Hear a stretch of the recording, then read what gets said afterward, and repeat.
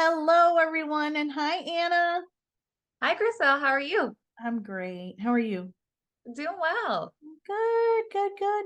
So, in our last conversation, I think we kind of started talking about this, and if we didn't start talking about it, it's just ever present in our conversations offline and also in our minds. It's about lead generation. You're running your own business.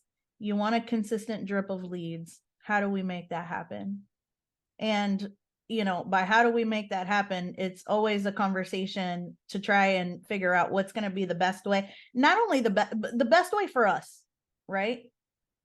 Because there are a lot of ways to do it, I'm sure, but not every way is the best way for us. And so, that's just a conversation that's ever present. It's a question mark that's always over our heads. So I thought that we could spend some time talking about that today. I would love that. Yeah. So, so you mentioned right before I hit the record button that you had a conversation with a coach this morning, but it didn't really seem like the right fit. Was it around this topic of lead generation or marketing, perhaps? Yeah, but it wasn't that she wasn't like an authoritative in her space. It's just the particular program or packaging that she was offering was only 4 classes, and I thought I would want more. So I think she's phenomenal and she's probably really good at what she does, but for the particular conversation we were having, it didn't make sense to me to try and invest in it. So Did she talk about what the program involves? yeah, so it's like a two-parter. One is marketing, and then one was, I think, content or something like that. Those kind of go hand in hand. Mhm. Yeah, so you and I have done some work in this space. Like, in fact, the way that we met and became accountability buddies in the first place was through a marketing coaching program that we both enrolled in. Hmm. Maybe we can talk a little bit about what we've each learned so far through that program, because I think that that would be helpful for people that haven't taken that step for themselves yet.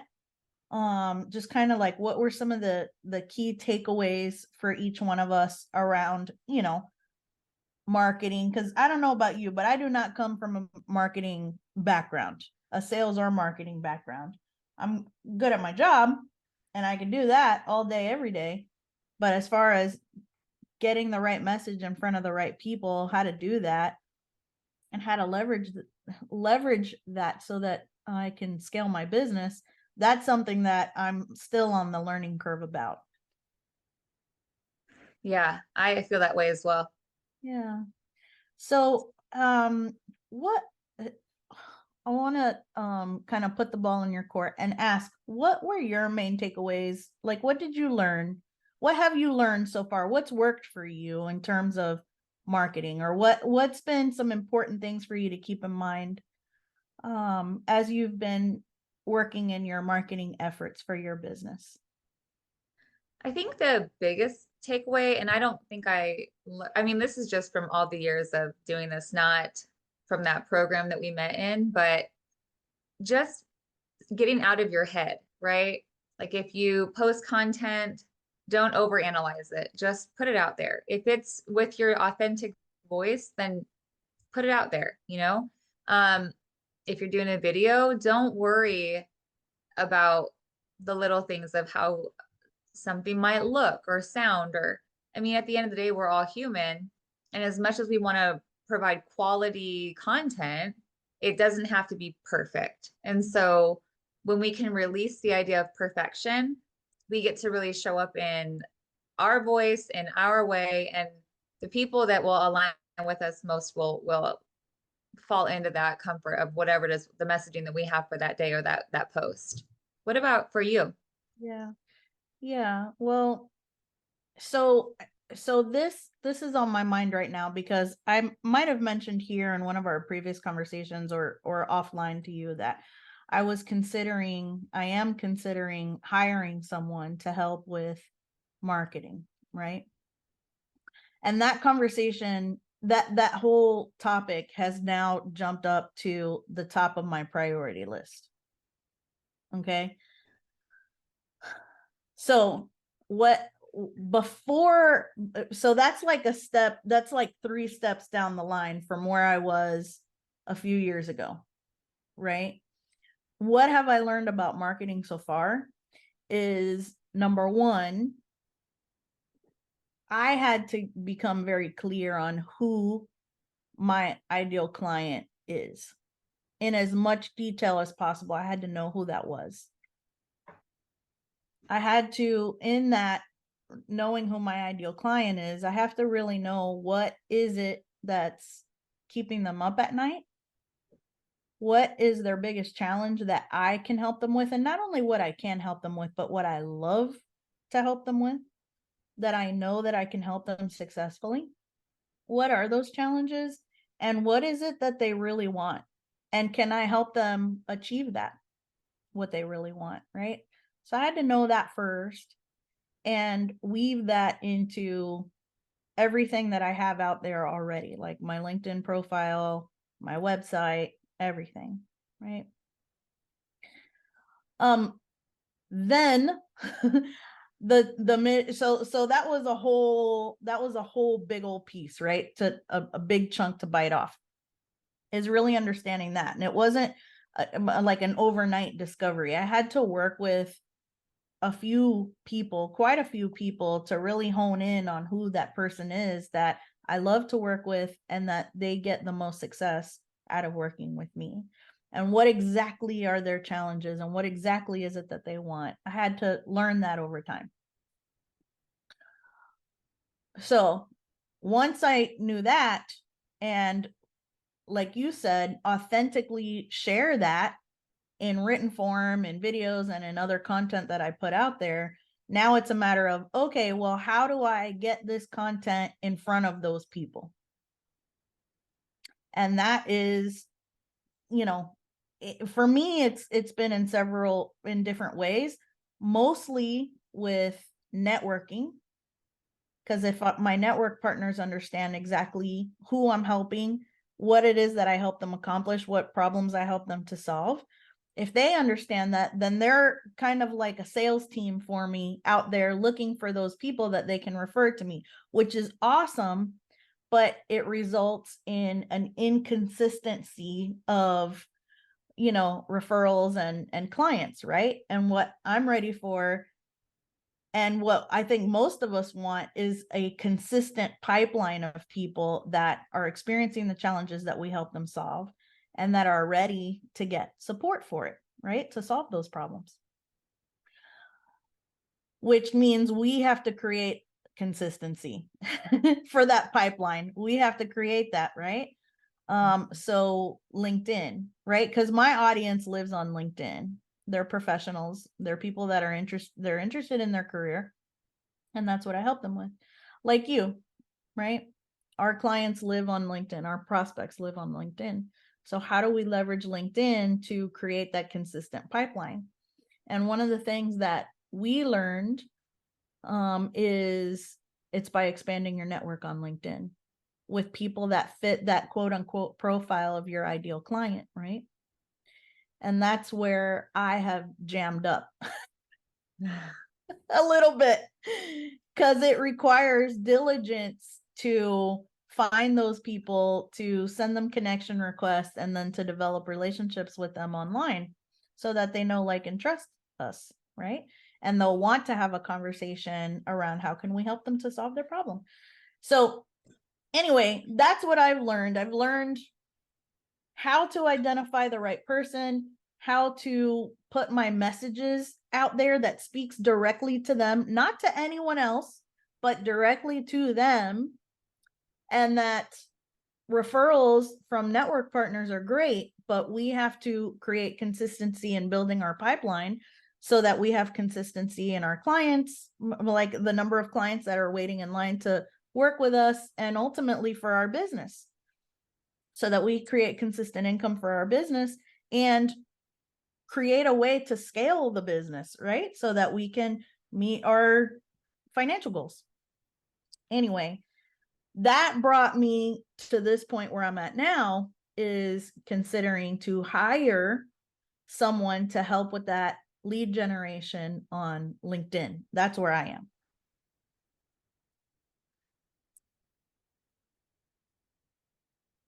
Now, interestingly enough, you mentioned that you know someone, right, in our last conversation, which we didn't record that piece, and I wish that we would have, because there were so many good tidbits in there, but we didn't record that part of the conversation. But you mentioned that you know someone that is like a virtual assistant that helps with lead generation.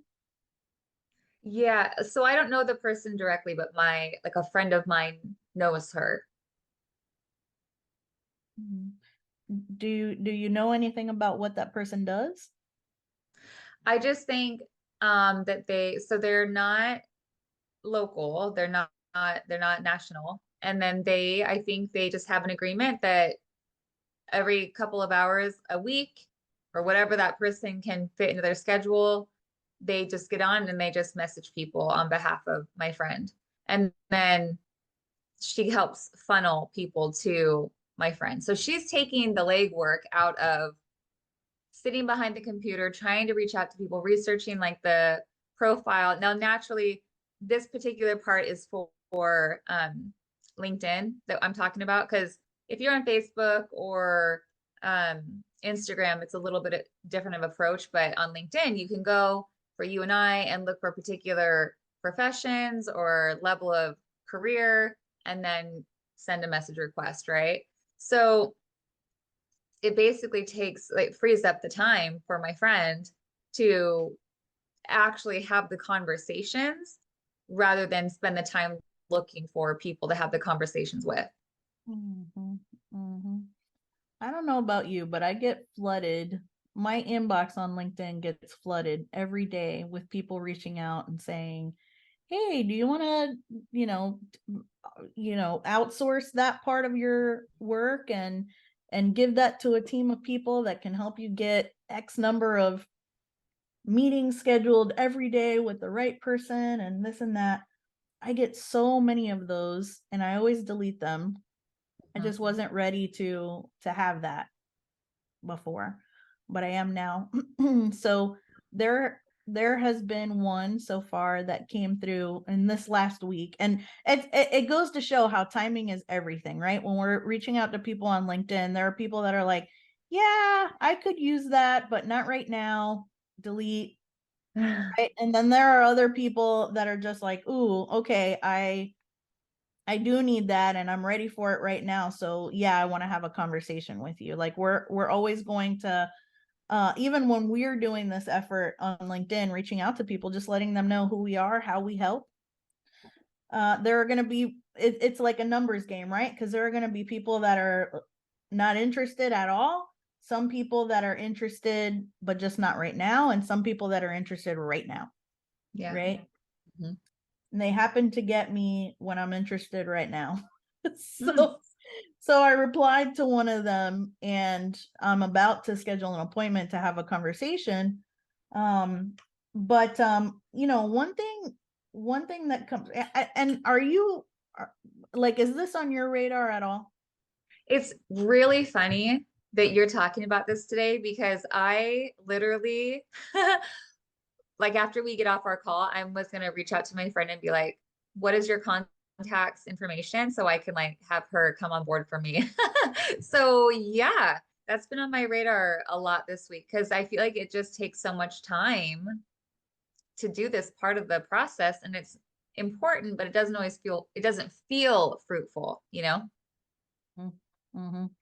Yeah, and for me, it drains my energy to do that part of my job.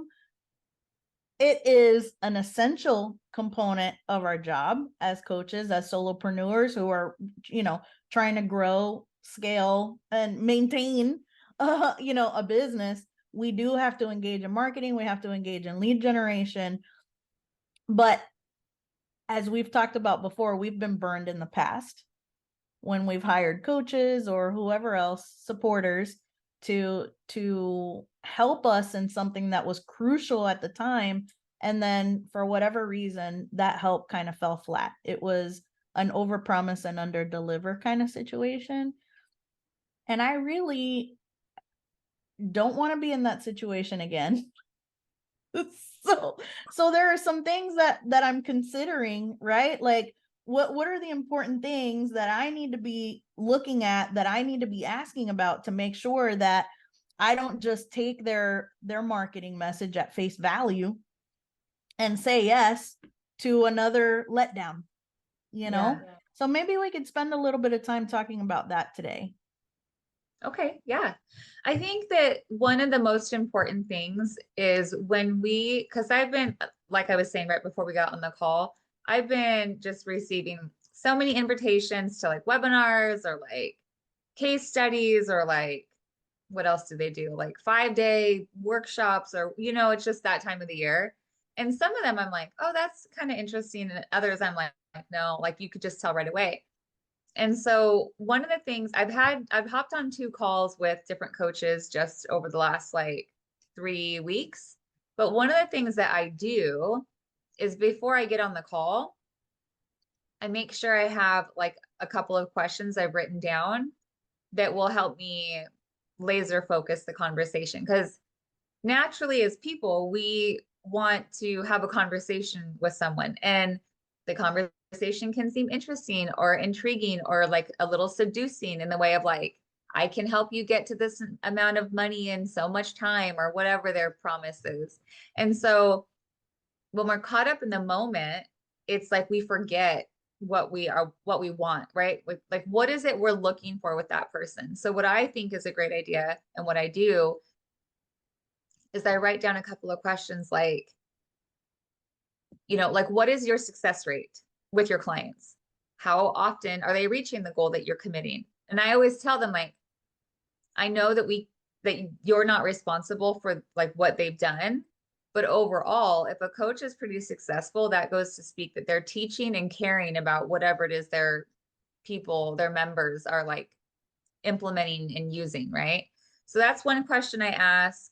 And then I ask, kind of, I mean, it just depends on what what the topic is, right? Um, but I think I talked to you a few weeks ago about that lady that was like teaching me. Her pitch was you can write a book and then you drive traffic that way. And before I went on that call with her, I was like, I wrote notes like, well, how long does it take? What's the success rate? And like, what kind of support do I get? And what extra overhead do I have to consider on top of my investment with you, right?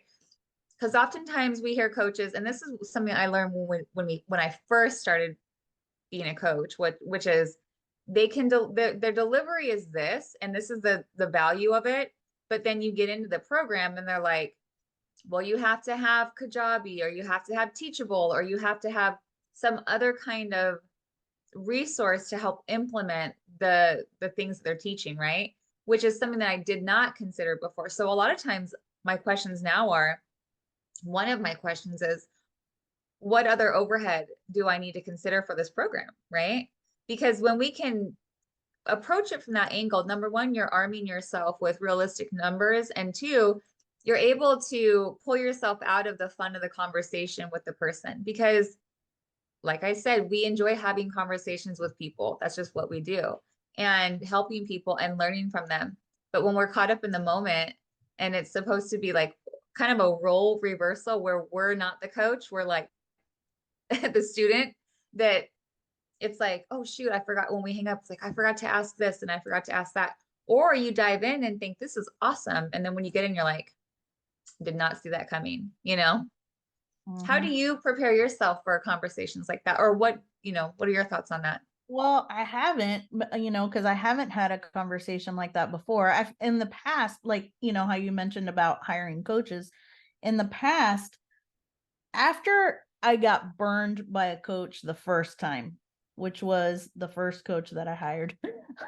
And the reason why I say burned is not because of anything really that they did or didn't do, besides the fact that they let me into the program when I wasn't ready for that program yet. I was at the very, very beginning of forming a business, and they really shouldn't have let me in because their program was really designed for someone that already was in business, already had a lot of questions answered for themselves, had already done some market research and all of that. And I just wasn't there yet. So what they taught through the program was really great. And it ended up being helpful for me 5, 6 years down the line, like now, but it wasn't really helpful at the time and it was expensive. I didn't know to ask any questions besides the obvious ones ahead of time, when I was interviewing that coach, because I was just so swept up with the promises that they were making. And they did market it as if it would be an appropriate program for me when it really wasn't. So after that happened, then I learned to ask more questions, but that still has not been, like I still haven't gotten the clarity that I needed, every time.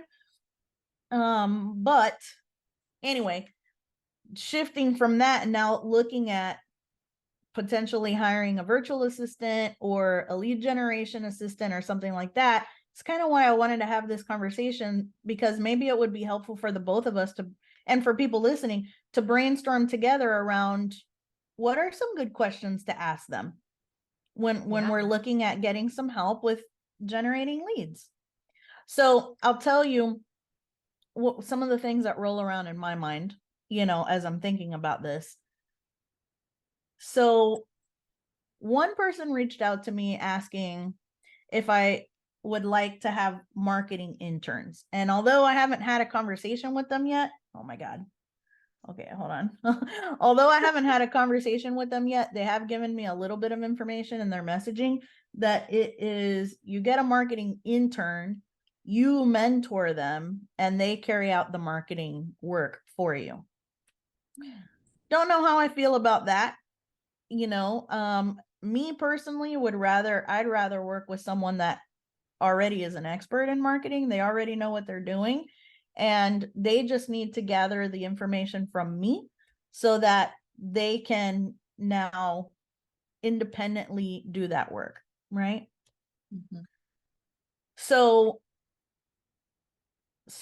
I know that about myself. So now I'm like, okay, well, what do I need to make sure that I really understand about how they work so that it's an investment that I get a return on, right? Because if we're hiring someone to do this work, we're like, at least my thought process is, okay, this is money that I'm going to spend on hiring someone else, but that's money that's going to be returned to me, exponentially, because their job is to generate leads with the right people that, will have a good closing ratio.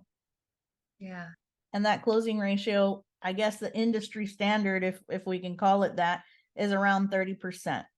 So, 30% of the initial calls that you have with people will close if they're the right client for you. Yeah. You know, You go ahead. Were you going to say something? I was just going to say that it's important too. I think questions to ask them are for references, because what we'll be doing, unless I'm misunderstanding what you're seeking in the BA that you're looking for, the marketing person, they're going to have access to our account. Like if it's for LinkedIn, they're going to have our username and our password, right? So when we're kind of flying blind, the only way we can get clarity is to ask to speak with other customers they've worked for. Because I actually just heard this crazy story that, scammers, they just get more and more creative. They really just do.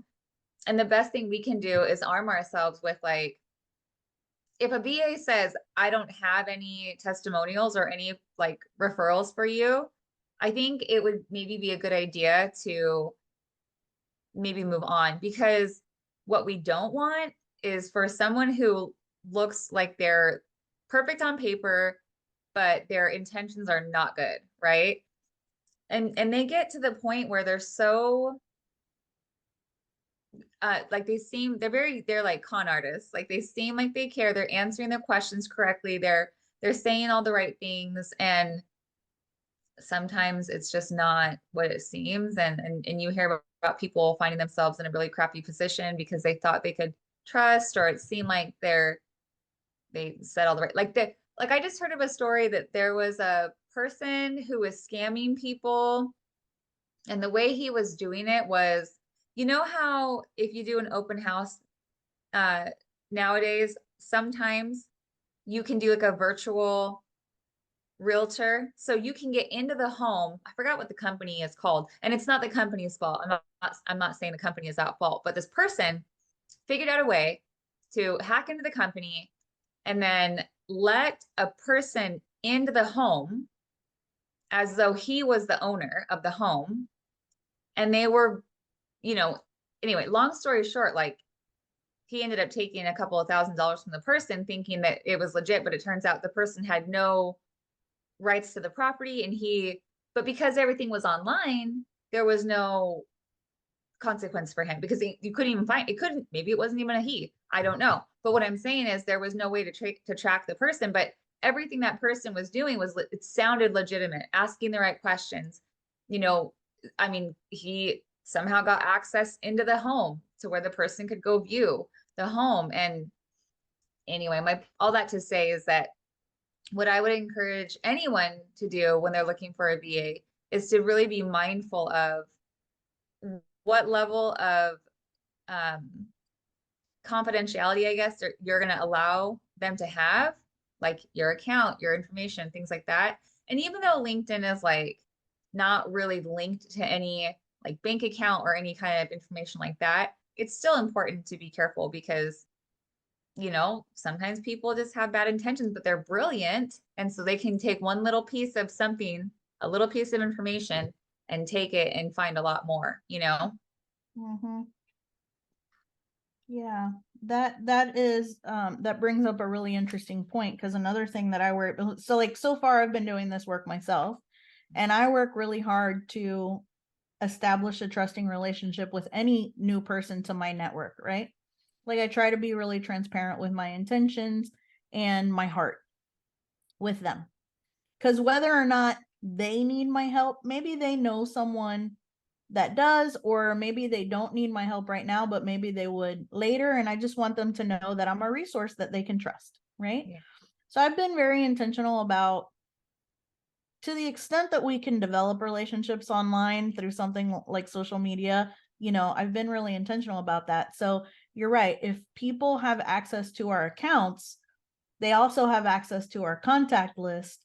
Well, what are they going to do with our contact list? Are they gonna spam those people? Like, what are you gonna do now when you have access to my contact list? That's a concern too. But also I'm curious about how they go about doing things. Like, what information do they need from me? And this kind of piggybacks on what additional software do I need to buy to make this happen?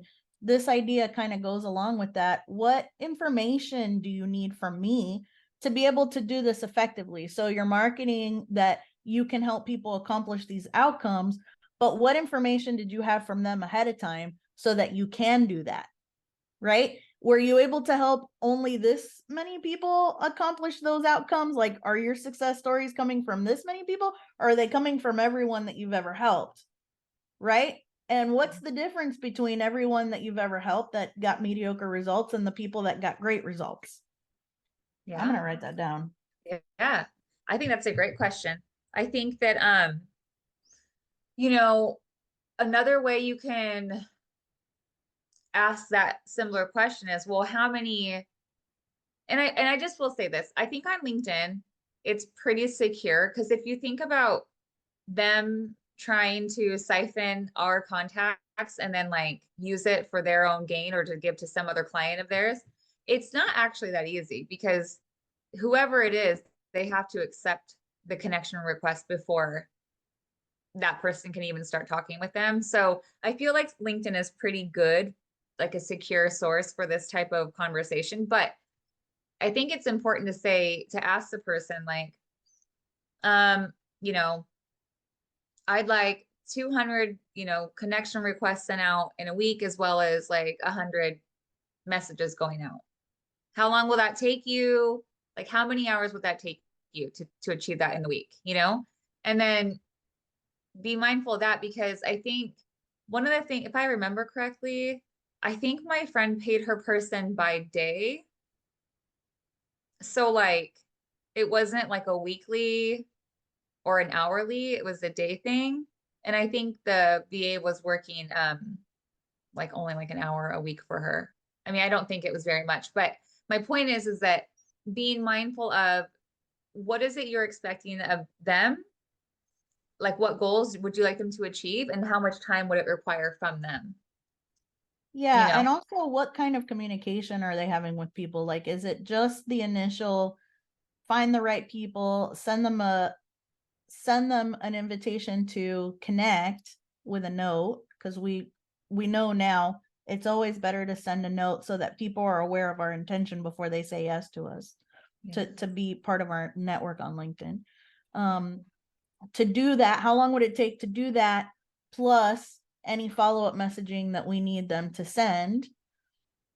And is there any other communication that they would have with people? Because at that point, like when it goes beyond that, then I feel like it's more appropriate for us to have those continued conversations with people, because we're the experts in our field, not them. Yeah. So maybe another question is, to just kind of piggyback on that, is what kind of coaches do they help? Are they niched, right? Because if they help a certain type of coach, whether it's a health coach or a career coach or a different type of coach, right? Like maybe they already have some awareness. It's already part of their repertoire to speak in a language that's similar to the language that we would take with them. But if they're not niched, then anything that they might put out is generic. And we don't want generic associated with our identity or our brand, right? Yeah. I think, if we're going to just focus on LinkedIn, then I would encourage you to just equip that person with particular job titles that you've already been searching for and reaching out to.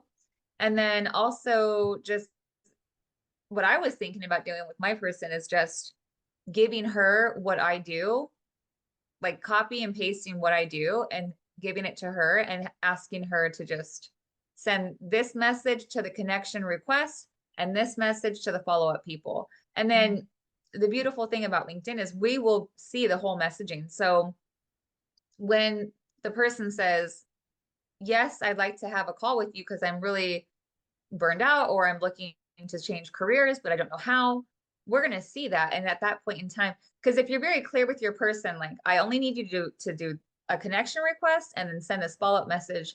And at that point in time, you are done, then they won't have to wonder what to do next, because they'll also know that you're number one, monitoring the conversations, and number two, that you're monitoring just the action, the activity, which is also good because it's not like you're micromanaging, but it goes to show that you're very much still involved. You're just needing extra time back, you know? Mm-hmm. Mm-hmm.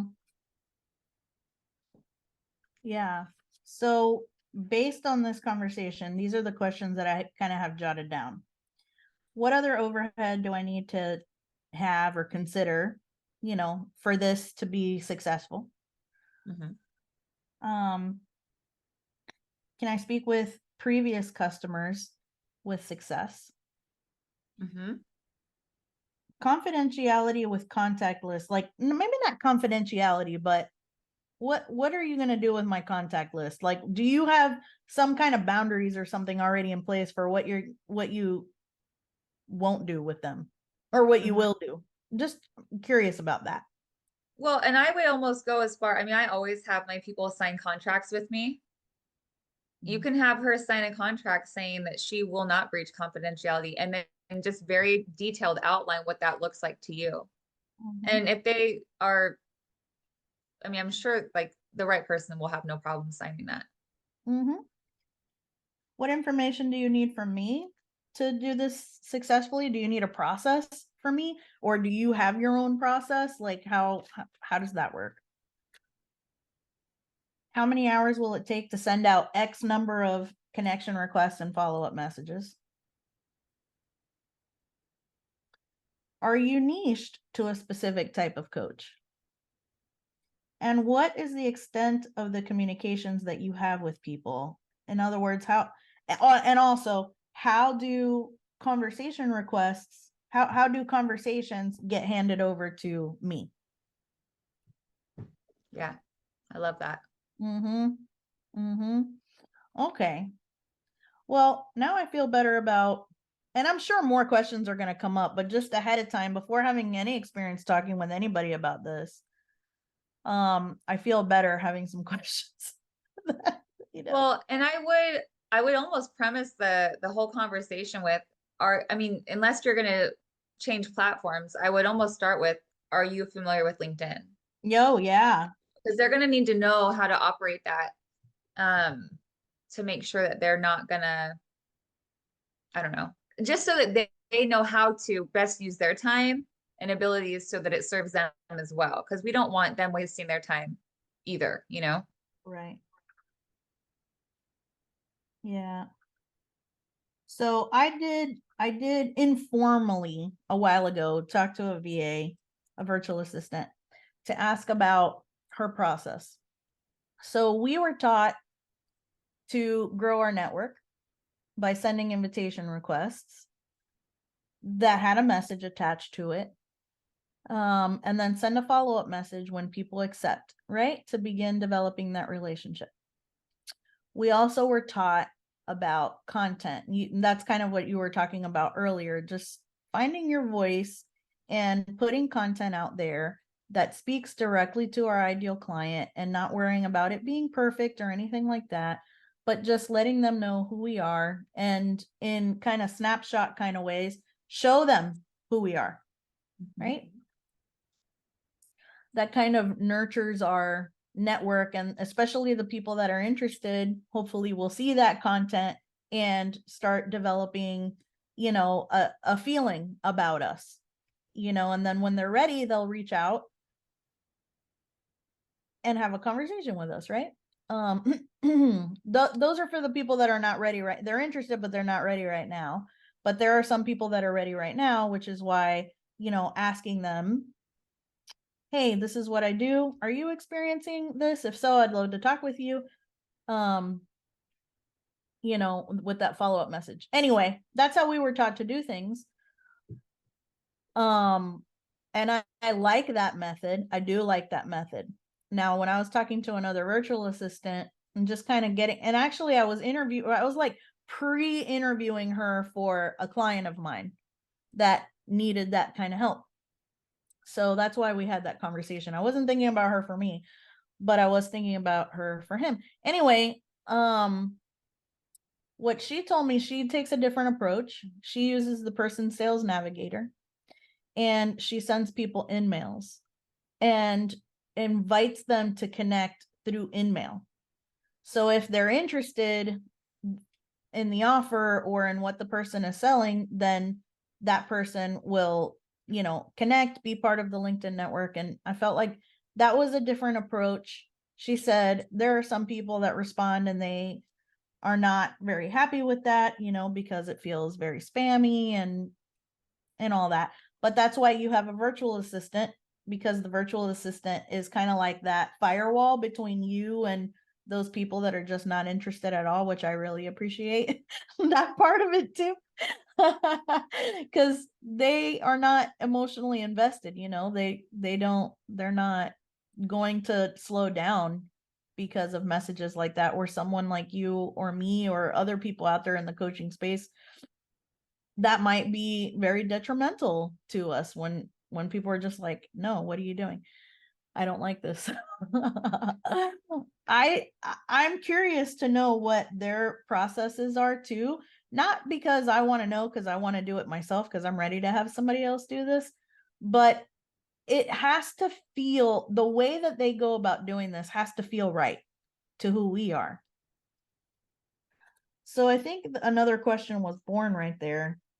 How do you do it? Like, what's your approach? Right? Uh-huh. What's your approach? Well, and I love that you just talked about the lack of um, emotional response that they have to people when we message, right? Okay, I said that wrong. But what I'm saying is when you and I message, I mean, we've gotten thicker skin as time has gone on, Mm, for sure. but it still kind of feels like when you see someone who needs your help and they don't take it or they aren't ready, and as much as we, leave the door open for them, there's this emotional response that we have quietly with the situation as well. Like, dang, like I wish they would have come forward because I know I can help them and I can see they need it terribly. But that energy, even if it's like a moment that we have those thoughts or those feelings, it can take us out of like alignment with what we're trying to do. And I think that the beautiful thing about a VA is they don't feel that way. For them, it's just a job to make sure that they're sending the information out. So if someone takes it, great. If someone doesn't take it, great, because they're still getting paid. They're just doing their job and they don't, as much as they're applying themselves, they're not emotionally invested in like transforming that person's life, right? And so a VA is so great because it offers, like you said, the buffer, the firewall, and it keeps us in a state of like, I guess, trust and surrender that the right people will come forward. It's just that we're removing ourselves from that initial, I think, because you and I care so much about the people that we help, and it matters to us so deeply that we are able to walk alongside them and help them transform their lives, that we naturally are very emotionally invested in like what happens along the way, right? Including the very beginning conversation piece of connection and follow-up messaging, hoping to actually have a conversation with the person. And so those emotions come forward even with the best intentions. I think the emotions are important. I think if you and I ever got into a position where we weren't feeling emotionally invested in the conversations and the people that we help, that's maybe a sign that something is needs to be reevaluated and examined, right? Because then we won't be living our best lives for those people either. Um, Mhm. but the VA, they're just going to be like, okay, like, no, it's just going to be like duck off water off a duck's back. Like, Mhm. no problem. Where you and I are like, oh, I just want to like, it's okay. We can help you. Like, so. Yeah, yeah. I'm really glad that you brought that up because of course there's a logistical benefit to hiring a virtual assistant, right? For lead generation. And the logistical benefits are that it frees up our time. It gets us more it grows our network with the right people or potentially the right people. um those are the two big ones that come to mind for me right now. So logistically it helps, and hopefully if they're the right people, we get a really good conversion rate, we get more clients, so we're able to help more people, right? Because that's what we're here for. Logistically, those benefits, and I'm sure others. But emotionally, I think the emotional benefits outweigh the logistical ones. Because so for months, once I learned that LinkedIn is a powerful tool and this is how you can use LinkedIn to grow your network with the right people and, all of that. And this is how you do it. When I learned how to do it, man, I was diligent about doing it. I was so diligent about doing it. But back to the whole numbers thing, it was something ridiculous. Like, I don't know if you remember the numbers, but what I remember is that you have to send like, at least for me, because I did a breakdown of the numbers based on my goals. I had to send 500 or 600 connection requests per week on LinkedIn, 500 to 600 per week to my ideal client. My ideal clients. I had to find 500 to 600 of them per week, send them an invitation to connect. Of that, we'll probably get 100 people accept. Of those 100 people, one of them will want to take a call with us. And then so we have one call out of 500 or 600 connection requests that we send per week. And then for every 3 to 4 calls that we have, one of them will say yes to the program. Yeah. And you are right. I think actually the number was like 700. Yeah. And then, yeah, which is crazy Crazy. because who has that time? Who has that time? And not only, right, because the time, again, so the logistical aspect is the time, but then there's the emotional aspect, because I did that for months. And Yeah. right, like, and that's why we became accountability partners, because we were working on keeping each other, like adding another layer of accountability to that diligence that is required to get the clients that we were trying to get, right? Yeah. And then over time, I flat out burned out. I burned out. It wasn't just the time. I mean, the time was a huge factor in that. I was spending a lot of time doing that. And I was prioritizing it. But what it did was that it completely sucked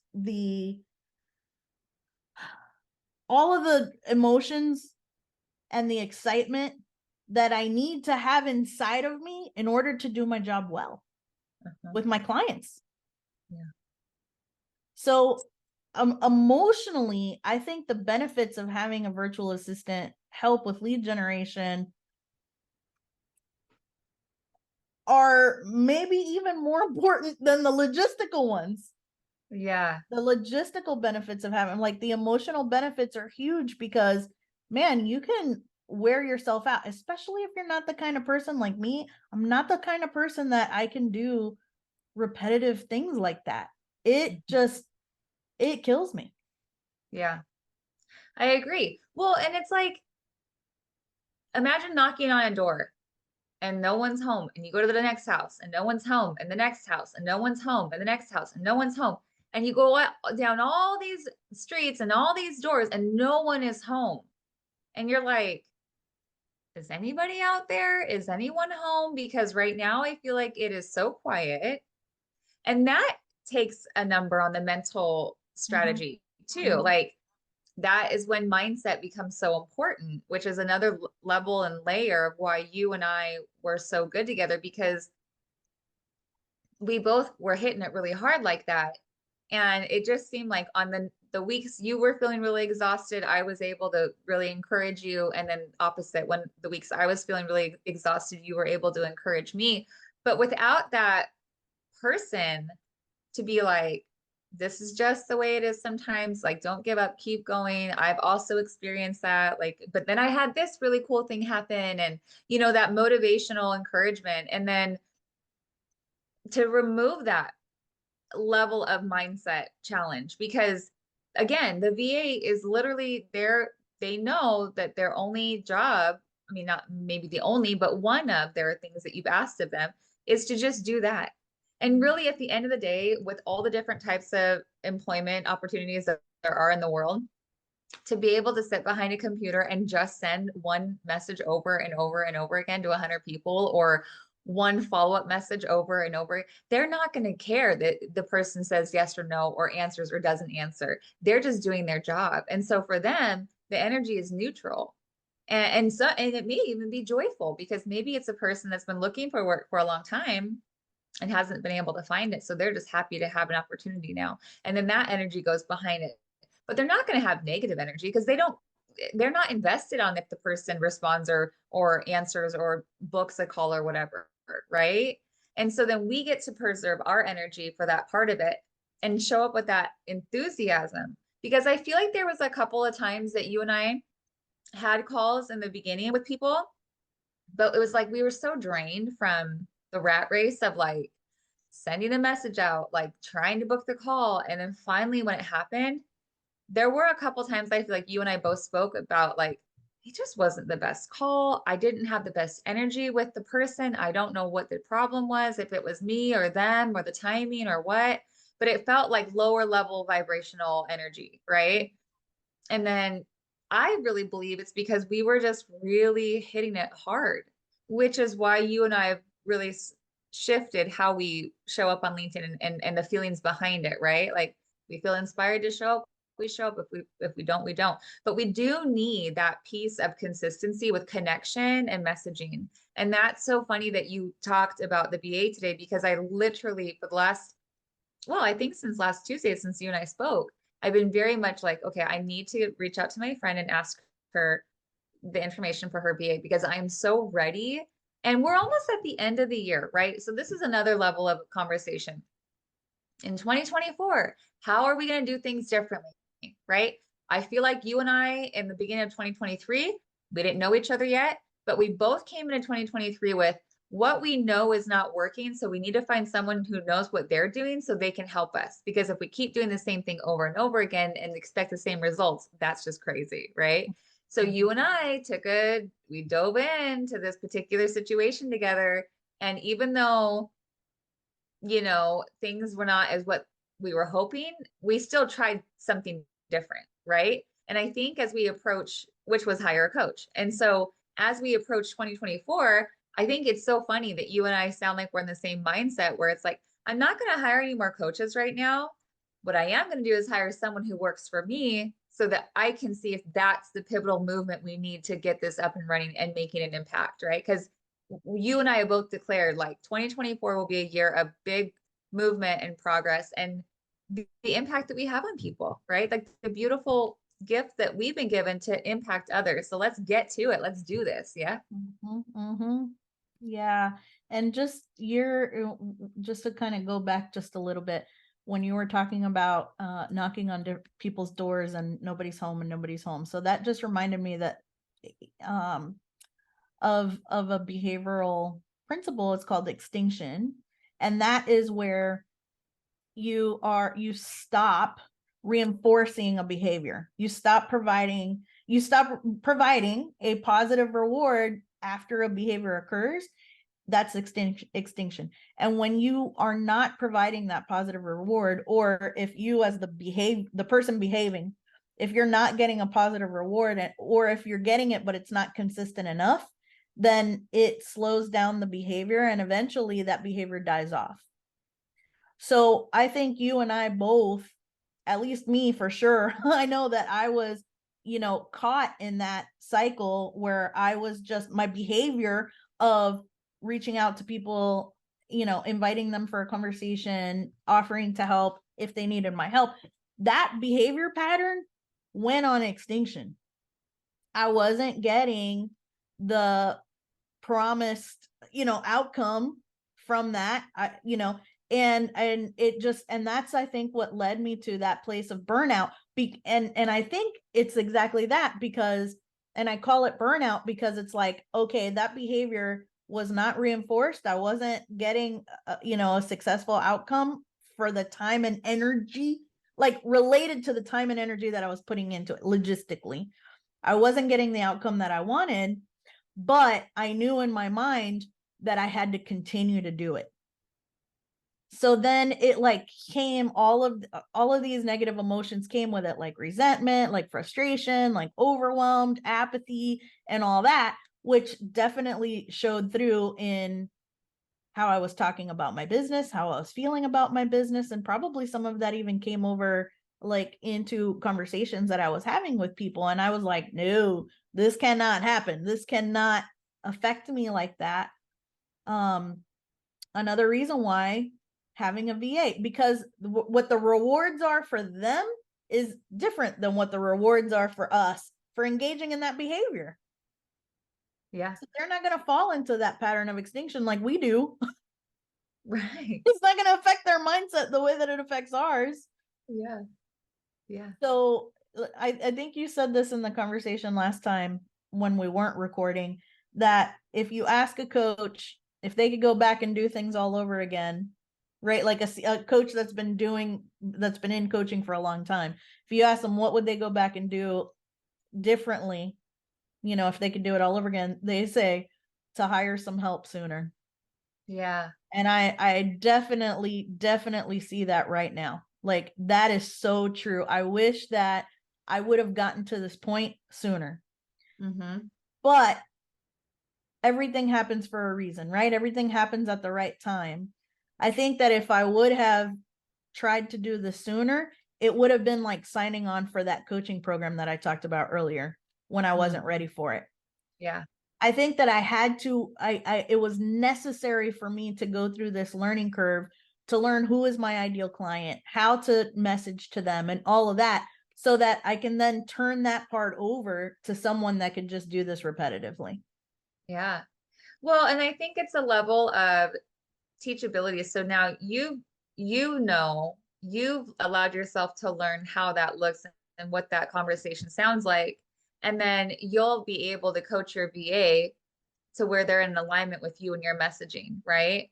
And so, and then there's that level of surrender and trust. I think so. I did some market research last week just about asking people like if they could start like a brand new, like if they were a brand new coach and they had a program, and then one of the first things they got was a VA, would they be interested? And a lot of them said no. They said no because you need to know what you're doing first before you can hire the help to help you. And I think that, to speak to your point, timing is so powerful because you and I, we're very mature in our business. We're wise and we have, discernment, and we've really grown a lot. Um, just over the years of of you having your business and me having mine. And so now we're at a level of, people talk about, when you have your own business, you're not just like an employee, you're like the CEO, right? Like you are a CEO. If you own your own business, boom, you are a CEO. And it takes a while, I think, for a person to understand like what that means. What it means is you get to hire a team if you want. You get to put people in your company and ask them for help and trust that they'll do it right. Right. Because I think that's the other piece is like when we're first starting out, there's because we're not sure, new coaches are not 100% sure of all the things that naturally come with time. The idea of having someone else come on and speak on behalf of you seems so scary because you're not even sure of your voice yet, right? And so I fully agree with you. If you and I last year would have exchanged the coach that we both happened to find at the same time for a VA, we would not have been able to sleep. We would Agreed. have been up at night thinking, are they messaging the right people?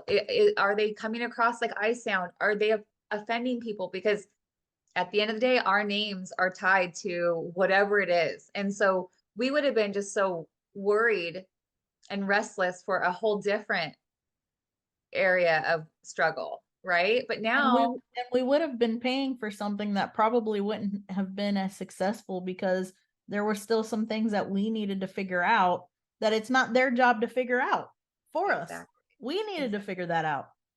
exactly. Yeah, I love it.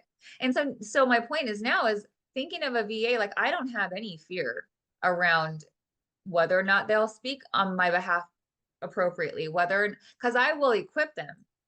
Mhm. Like we will make it so easy. They're literally only going to have to copy and paste, you Mhm. know? Like, here's the connection request that I'd like you to send. Here's the follow-up messaging I'd like you to send. I would only like you to spend 2 hours a week on this. That's it. Boom. Easy done. Mhm. And so it feels good because it also feels good for them because they don't have to be to a point of like, well, I don't really know what this person's doing. I just know she wants me to try and connect these two people. And so then they get to be like, oh, this is so easy. I'm just going to send this message. And obviously with your person, it sounds like there will be more involvement. But my point is that you're such a authority in your space and in your business that you're solid on any questions she might have. If you see a conversation she had, you'll be able to coach her to the way that you would speak. You know what I mean? It's not this scarcity mindset. It's more like, no, I've got this. And if there's a challenge, we'll fix it. We'll take care of it. And it's going to be just fine. Yeah. Well, definitely, just to kind of clarify, I intend to interview a variety of them, until I find the one that feels like it's a good fit. So, yeah, I'm embarking on that this week, I love which it. is a huge win. Like, I'm so excited to do that. It's time. The time is right. The time Yeah. is now. I'm ready for it. I'm so excited. Yeah. Yeah. I know it's so funny that, because usually that we have weeks where we will Voxer in between our calls. But for the last like 3 weeks, we've been so busy with other things that our only time to really connect with each other is now. Mhm. And it seems like one of the best things about you and I is we're always in alignment, even when we don't talk all the time, because I am in the same mindset. I'm like, I'm ready now.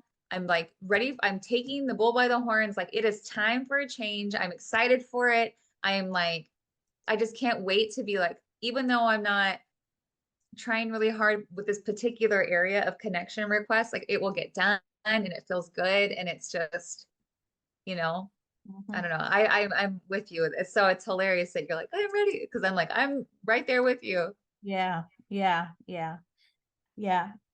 So cool. So next week, maybe we would have had some conversations with people and then we can share about that and kind of like continue this part of the conversation next time.